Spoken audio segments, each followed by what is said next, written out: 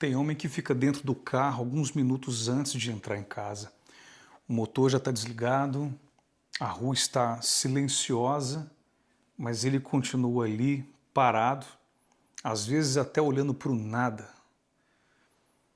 Às vezes, esse homem está pegando o celular sem nem saber o que ele está vendo, o que ele está conferindo ali. E não é porque ele odeia a família dele, não é porque ele não ama mais os filhos, é porque emocionalmente ele sente que vai entrar de novo num ambiente onde todo mundo precisa dele, mas ninguém realmente o vê, o encontra, ele se sente só, isolado, dentro de casa. Então esse homem respira fundo, ele abre a porta e em menos de 5 minutos já tem mochila no chão, criança chamando, barulho, televisão, panela no fogo, criança correndo, alguma coisa para resolver aqui, outra ali, e ele já virou função outra vez. Motorista, pagador de conta, resolvedor de problema, pai. Só que marido, quase nunca. Essa é a situação, talvez, que eu estou descrevendo da sua casa, você, marido. Mas também é preciso descrever o outro lado da moeda, né? Do outro lado da casa tem uma mulher cansada, de um jeito que ninguém sabe explicar, porque não é só cansaço físico, é aquele cansaço de quem nunca termina as coisas. Sempre tem algo para fazer urgente. Ela termina uma coisa e já lembra que tem outra coisa para fazer. Ela senta, o cérebro dela continua correndo. Tem roupa na máquina, tem mensagem da escola para poder responder, tem a merendeira das crianças para preparar, o lanche de amanhã, o café da manhã, deixar pronto, agenda, banho das crianças, as roupas que as crianças vão usar amanhã na escola, uniforme, né? A cozinha inteira para poder lavar, a lista mental que nunca desliga, está sempre presente diante dela. E às vezes o marido olha para ela e pensa assim, ela vive irritada, ou mulher estressada essa. Só que ele não percebe que ela desaprendeu a descansar. Ela não sabe mais como desligar o botão off. O corpo dela está sentado, só que por dentro ela continua correndo em altíssima velocidade. Ela ainda está na esteira correndo. E aí, nesse ambiente, acontece uma coisa muito esquisita, muito estranha dentro de muitas casas. Porque a rotina começa a engolir os dois e a personalidade dos dois. Você já reparou nisso, como é que funciona isso? Ó, tem casal que era leve, que era tranquilo antes dos filhos, era um ambiente tranquilo, eles conversavam, havia brincadeiras, eles davam risadas, gargalhadas um para o outro, tinha espontaneidade. Só que agora parece que tudo virou assunto administrativo. É quase como se a casa tivesse virado uma pequena empresa em crise. E os dois são os gestores, né? Gerenciando as demandas gerais da casa, apagando o incêndio, tentando sobreviver até sexta-feira. E quando chega na sexta-feira, eles olham para o final de semana, tem mais um caminhão de coisas para fazer dentro de casa. E sabe uma cena que me pega?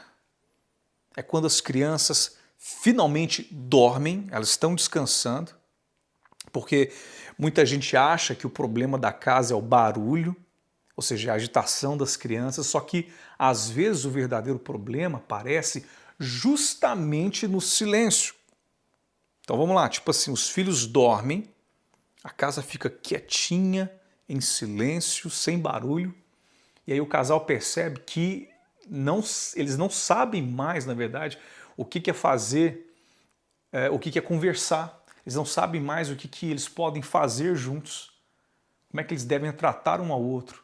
Então um pega o celular, começa a scrollar o celular, o outro liga uma série, começa a assistir uma série na Netflix, e os dois ficam ali, lado a lado, anestesiados, sem comunicação.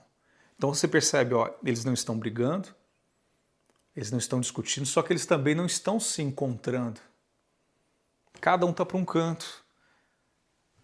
Porque assim, tem casal que não está em guerra. Essa é a situação de casais que não estão em guerra, não estão brigando, só que eles estão emocionalmente ausentes, eles não estão presentes ali. Então assim, isso é mais difícil porque é difícil de perceber que há um problema quando eles estão nessa situação. Porque não há barulho, não há briga, não há desgaste no sentido de um trocando xingamento em relação ao outro. O problema é que essa ausência de barulho traz uma percepção irreal da coisa. E esse silêncio tão danoso, tão problemático, é como poeira. Quando você vê, já cobriu tudo. E os dois estão desconectados, não conseguem mais se olhar, se conversar. Sabe, outro dia eu pensei numa coisa muito triste, estava raciocinando. Tem gente que sente mais alívio no banheiro, trancado dentro do banheiro, do que na sala da casa. É mole. Às vezes você acha engraçado isso, mas pensa comigo aqui, sinceramente. Quantas pessoas entram no banheiro e ficam lá 10, 20, 30 minutos sem necessidade alguma, porque a pessoa está fugindo do barulho da casa? Isso já aconteceu comigo e muito. De eu me esconder no banheiro porque eu não sabia gerenciar, controlar, não sabia dominar aquilo que se passava no ambiente da minha casa. Então eu me escondia no banheiro para que o barulho, as demandas da casa, tudo isso não me afetasse. E muitos casais estão nesse ciclo hoje, ainda hoje. Talvez seja a sua situação. Você prefere o silêncio do banheiro porque você não encontra paz no centro da sua casa. Porque ali no banheiro é o único lugar onde ninguém está pedindo nada para você. É o único lugar onde o seu cérebro para de receber demanda. Olha o nível disso, olha a profundidade desse tipo de problema. A pessoa ama a família, só que emocionalmente ela está tão sobrecarregada que ela começa a procurar microfugas, microrefúgios dentro da casa dela, dentro do próprio lar. E antes que alguém pense, isso é só uma fase, isso vai passar, nem sempre é só uma fase. Porque algumas fases passam. O ideal é que algumas fases passem, só que alguns padrões criam raízes profundas e é aí que muita gente se perde. O casal começa a acreditar que viver desconectado é normal, afinal de contas todo mundo está assim. Olha a vida do fulano, olha a vida do ciclano. Que casamento consegue ter silêncio e filhos organizados, filhos obedientes, uma casa totalmente em ordem? Que casamento é esse? De repente você pensa isso. Intimidade é luxo. A leveza acabou porque casamento é assim mesmo.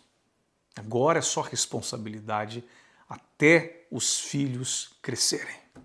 Talvez você esteja pensando isso, né? Só que o problema é que os filhos crescem observando esse ambiente. Filhos crescem olhando o que se passa ao redor deles. Eles aprendem o amor observando a atmosfera da casa. Os filhos aprendem olhando o silêncio do jantar. A família na mesa, calada, em silêncio. E os filhos observando e absorvendo tudo isso. Eles aprendem vendo como o pai olha para a mãe dele, como o pai se dirige para a mãe, como que a mãe valoriza ou não o pai. As crianças aprendem, percebendo se existe de fato paz no ambiente, ou se o ambiente apenas funciona de algum modo. Então para pensar comigo. Tem casa que funciona perfeitamente, não é? Conta paga, rotina organizada, tudo parece em ordem, os filhos estão bem alimentados, a agenda está em dia, só que ninguém descansa ali, ninguém consegue respirar nesse ambiente, ninguém se sente emocionalmente seguro dentro da casa. Isso vai causando uma espécie de endurecimento no coração das pessoas sem que o casal perceba. Isso vai causando um tipo de endurecimento também no coração dos filhos. A mulher ela começa a falar mais alto, não porque ela ficou agressiva, não porque ela ficou mais irritadiça, mas porque a mulher sente que ninguém escuta ela quando ela fala normal.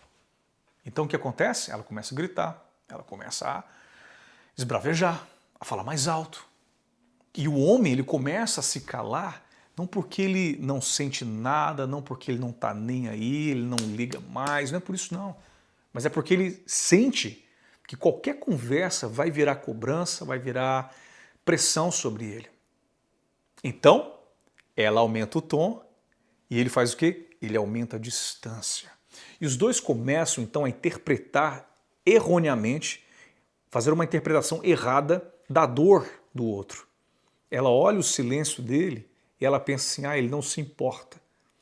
Ele, por outro lado, ele olha para ela, para a intensidade daquela mulher e ele pensa assim, eu nunca consigo acertar, eu não consigo alcançar o coração dela, eu não faço nada, eu não estou na altura das exigências dela. E aos poucos os dois deixam de se enxergar como aliados, eles começam a se enxergar como uma ameaça emocional um para o outro. Olha como é que isso é pesado, meu irmão, minha irmã. A pessoa que deveria ser descanso para você, ela vira tensão, ela vira inimigo. E eu acho que uma das coisas mais perigosas da rotina da casa é que ela vai tirando aos poucos, né, pequenas coisas sem você perceber. Primeiro, some a conversa do casal. Depois some o toque espontâneo, vocês param de se tocar espontaneamente. Depois some a curiosidade um pelo outro, como é que foi seu dia, o que você está passando, o que você está pensando. Depois some a admiração, você para de admirar o outro. E aí depois some a leveza. E quando o casal percebe, eles já estão vivendo como dois funcionários, como dois empregados altamente eficientes administrando a infância dos filhos, administrando as demandas da casa. Tem homem que, inclusive, sente saudades da sua esposa, mas eles moram na mesma casa, dentro da mesma casa dela.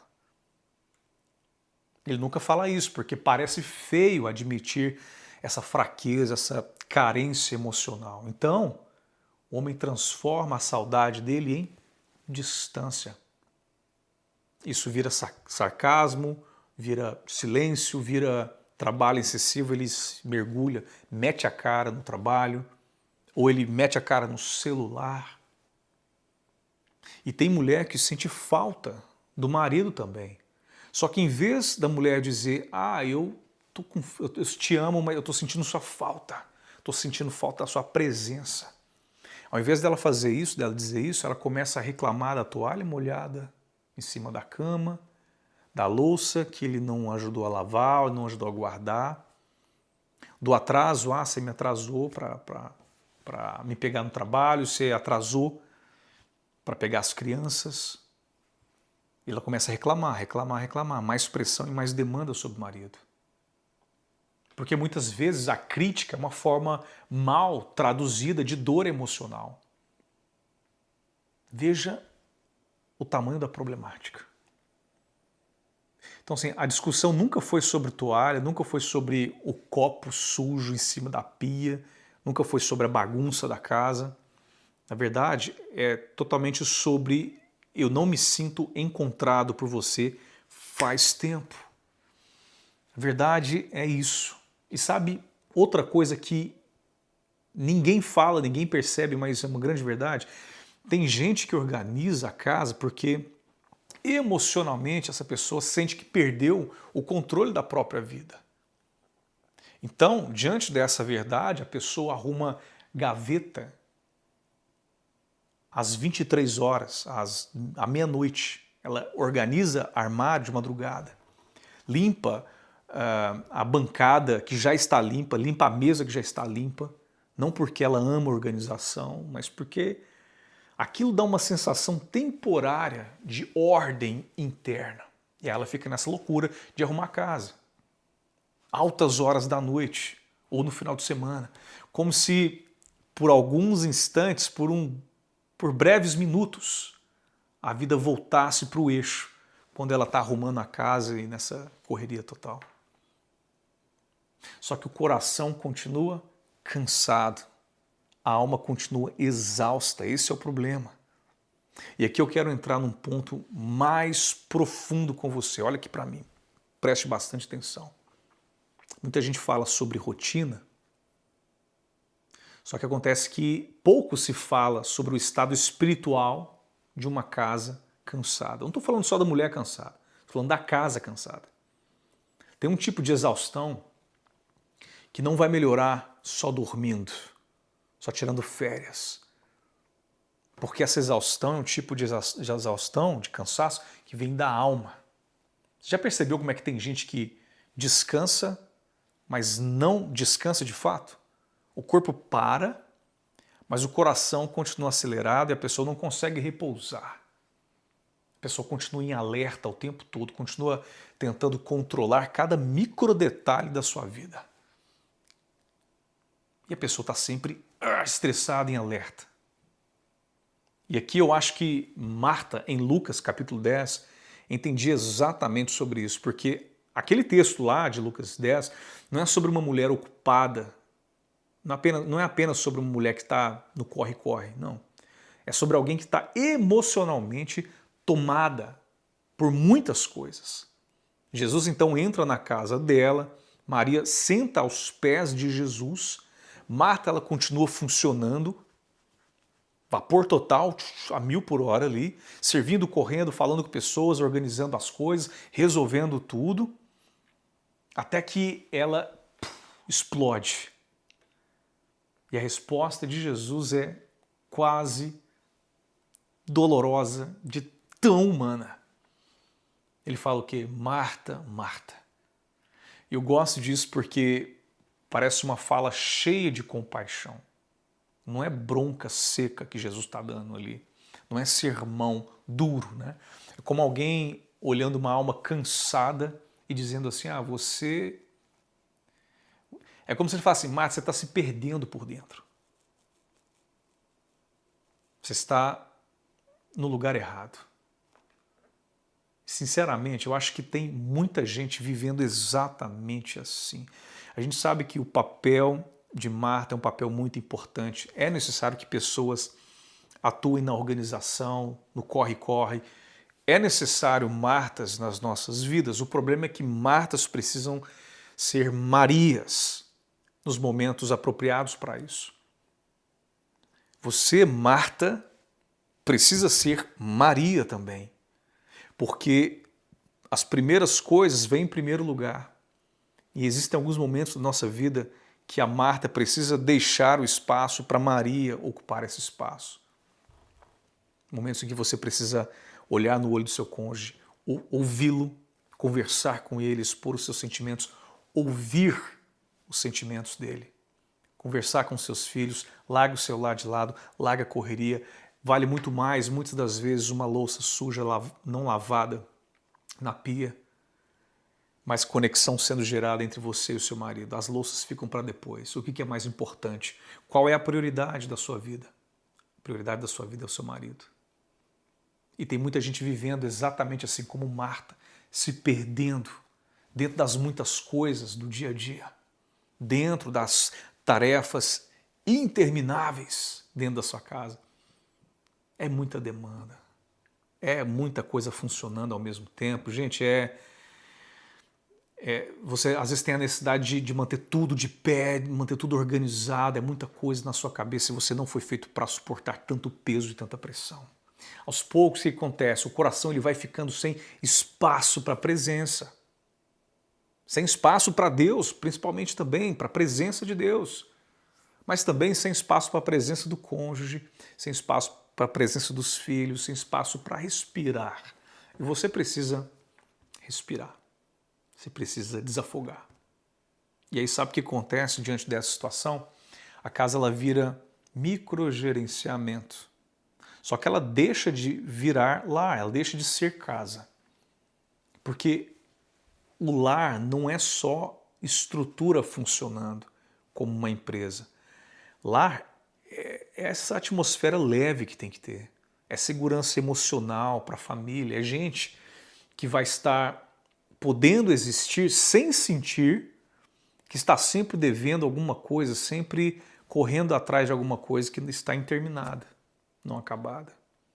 Então deixa eu falar uma coisa muito importante para você, primeiramente homem. Isso vai para os homens aqui. Tem homem que começou a trabalhar mais, não porque ele ama o dinheiro, é porque ele adora mamon, não, mas é porque ele não sabe mais como se conectar emocionalmente dentro de casa. Então, o que o homem faz? Ele investe na única área onde ele consegue entregar competência, onde ainda existe relevância, competência. Ele consegue produzir, ele consegue resolver, entregar as demandas. Porque emocionalmente ele já não sabe mais como que ele vai acessar o coração da esposa. O que ele faz então? Afunda a cabeça no trabalho. E algumas mulheres vão entender agora também que existem algumas coisas que a mulher não percebe, né? Então, vocês vão entender que tem homem que parece distante, só que no fundo, esse homem está sem lugar, ele está se sentindo deslocado, simplesmente deslocado, sem lugar. Como se a casa inteira dele orbitasse ao redor dos filhos, os filhos no centro. E aí ele sente que ele está virando apenas um apoio logístico.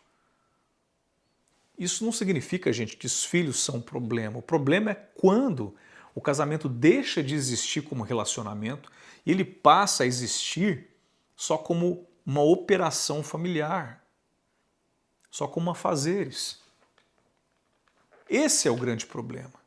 E eu preciso tomar um extremo cuidado aqui com você, porque eu não estou falando contra os filhos. É óbvio que filhos são bênção do Senhor, filhos são a herança do Senhor. Os problemas não são os nossos filhos. Só que filhos não conseguem sustentar emocionalmente uma casa. Os filhos não sustentam a aliança do casamento. A aliança do casal sustenta a casa. A aliança do casal sustenta o casamento.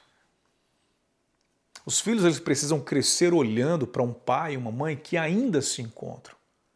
Eles precisam ver que papai e mamãe ainda se conversam, ainda riem, ainda se divertem, ainda conseguem existir como homem e mulher e não apenas mais como papai e mamãe. Ah, papai e mamãe é homem e mulher, e eles se amam. Os filhos precisam disso. Porque quando o casal desaparece e fica só o pai e a mãe, a casa inteira sente, mesmo que ninguém fale sobre isso. É horrível só de pensar que tem criança que nunca viu os pais conversando sem falar de problema, nunca viu leveza entre eles, toque, abraço, beijo. Nunca viu admiração, o pai admirando a mãe, trazendo flores ou falando uma coisa bonita. E isso vai ensinando silenciosamente o que eles vão acreditar sobre amor no futuro. Percebe que isso está moldando seus filhos. Agora sim, pensa comigo numa coisa aqui. Quantos casais passam, de fato, meses sem parar para perguntar um para o outro como é que está a sua alma? Como é que foi o seu dia? Como é que está o seu coração? Como é que está a sua cabeça? Como é que você está por dentro? Fala para mim. Quase ninguém pergunta mais isso. Porque todo mundo está ocupado demais, sobrevivendo. Na loucura do dia a dia, nas demandas, se perdendo nas demandas. E é aqui que muita gente se engana. Porque as pessoas acham que o problema do casamento é a comunicação. A gente não tem uma boa comunicação, a gente não fala mais um com o outro.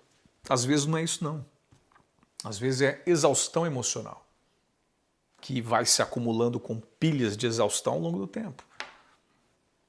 Às vezes é ressentimento que não é falado, às vezes é, sim, orgulho escondido. Às vezes é um coração que desaprendeu o que é vulnerabilidade, não apresenta as suas vulnerabilidades, ele tenta esconder suas fraquezas. Às vezes é gente vivendo tão longe de Deus que perdeu simplesmente a capacidade de oferecer descanso um ao outro. Porque uma pessoa em guerra dentro de si, quando ela está num combate interno, ela leva essa guerra para dentro de casa.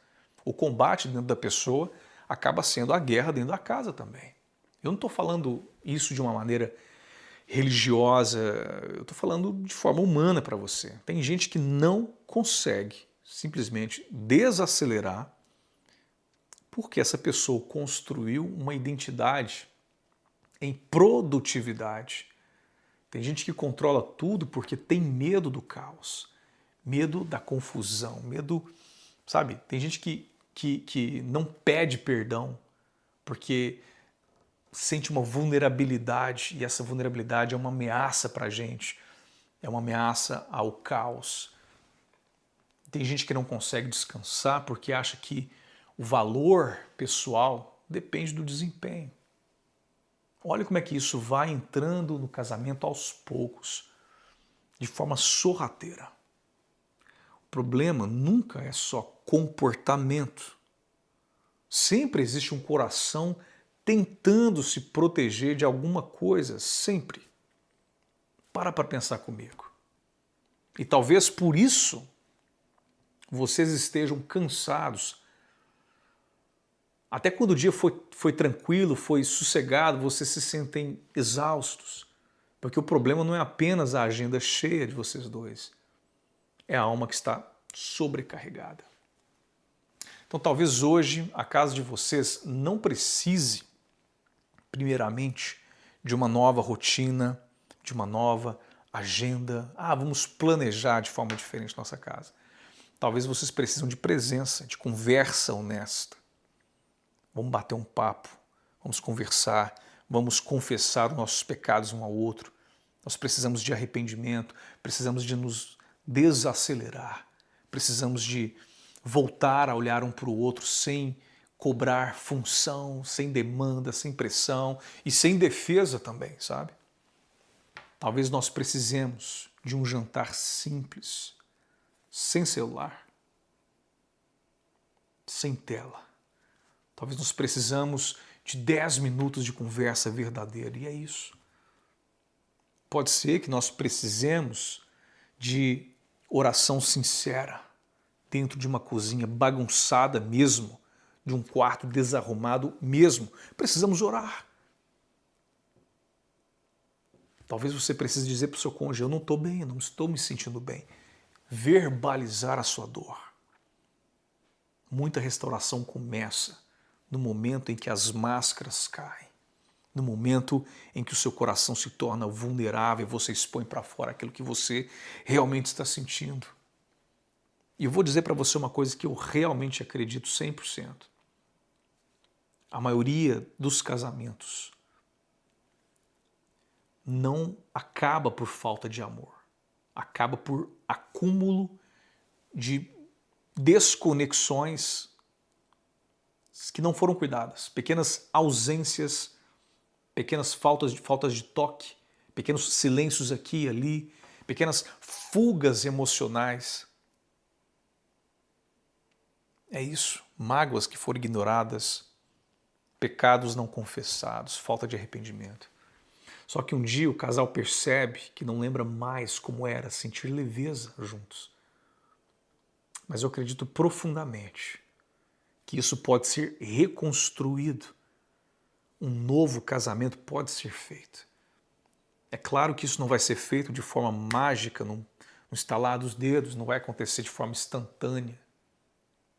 Mas é possível acontecer realmente, porque as pessoas podem reaprender presença, elas podem reestruturar a desordem da casa. As pessoas podem reaprender a escuta ativa, exercitar a presença ativa, podem aprender vulnerabilidade, reaprender descanso, como descansar de fato.